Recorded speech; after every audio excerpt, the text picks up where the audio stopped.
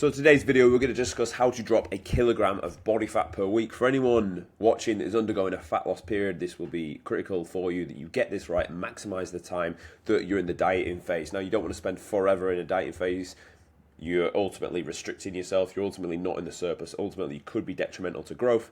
So you're going to get in and out and get it done as quick as possible. Now, for context, these don't have to take a long period of time. If you sat around 20% body fat, need to get down to 8 to 10. You're looking at around a 12-week period. Some of them you can crack off quicker. The last two videos I've done, we've done in 10 weeks and shared it off a similar amount. So it can absolutely be done nice and quickly as long as you adhere to the basic principles in order to drop off the body fat. But of course, the goal here is to retain and build tissue as well, not just drop off body fat. Now, anyone who's new to the channel, welcome. My name is Tom Sergi and I run the Gorilla Platoon. This is the online physique transformation program where we get results like this each and every week. Now back to the topic of today's video.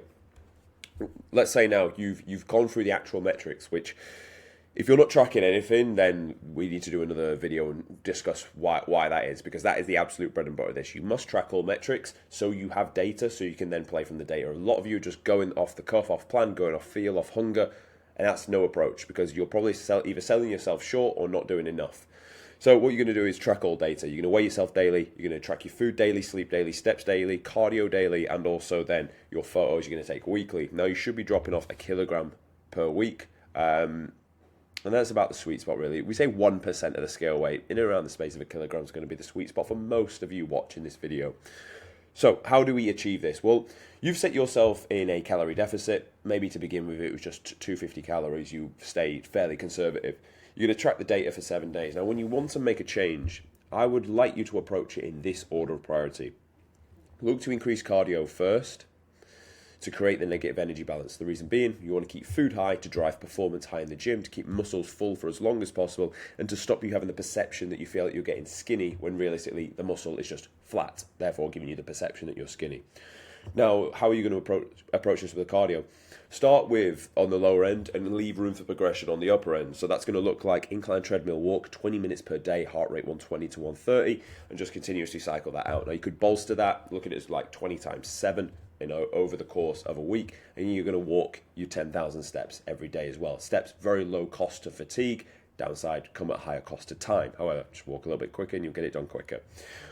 For those of you that are heavy as well, that will absolutely serve you with the steps, because you are going to burn a lot more calories than someone that is lighter ultimately. Now, you'll make that first change, and if you see the drop off of the kilogram per week, rinse and repeat that motherfucker for as long as humanely possible. Reason being, don't make changes to the plan for the sake of it. Don't preempt what you think is going to happen in the next week. Read the data, make this decision off the data. Use MyFitnessPal to track your data. You can track absolutely everything on there, from scale weight to photos to meals to steps to cardio. Track it all on there. If you're not in control of your data, if you get sloppy and lazy with that, you're not going to be serious. Now, if you're on it with your tracking of data, I guarantee you're the person that's going to get the result, because to track everything means you already are an organized individual. If you're an organized individual, you're going to get the result. If you're not, you won't, because life will just come up. This came up, this came up. And if you don't plan for life, life will fuck you in the ass. So you're going to have to be on it when it comes to this stuff, and you will get the result. You've got the data to read. Now, the next means you've got then is push cardio more. And ultimately, you're going to keep rinse and repeating this out over the weeks, adapting the plan when the scale doesn't move and you don't drop off any body fat across that week. You're then going to increase the deficit through output. Now, there'll become a threshold where your time is really being tested.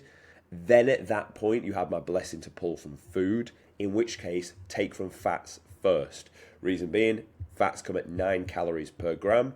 So therefore, if you can take from the fats first, you're going to get a lower, smaller amount of food volume out at a higher cost of calories. Perfect. What we want is we want to keep carbs in for as long as possible. We want to keep protein as high as we can for as long as possible. Protein is going to repair growth. Carbs are going to drive performance in the gym. Fats are great. Absolutely, fats are great. But in this example, they're going to yield you a lot smoother when you decide to pull from the fats. Because if you decide to leave the fats in and pull from the carbs, your food's going to look small in volume, which is going to give you the perception that you're eating less, which you don't want, because it's going to make your dieting phase harder. It's going to make you think that when you're in the gym, you're still hungry, and you're not able to drive that performance. You're going to lose tissue. Everything I speak about is in the business of dropping body fat, but building, or at the very least, retaining tissue. And that's why carbs are so sacred.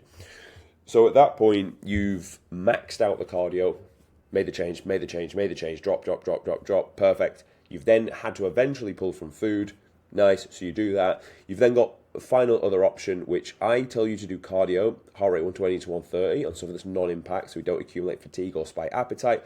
You could progress it from an incline treadmill over to a cross trainer. You could progress it from a cross trainer over to a Stairmaster, and then that way you're going to see the progression. The heart rate is going to be higher.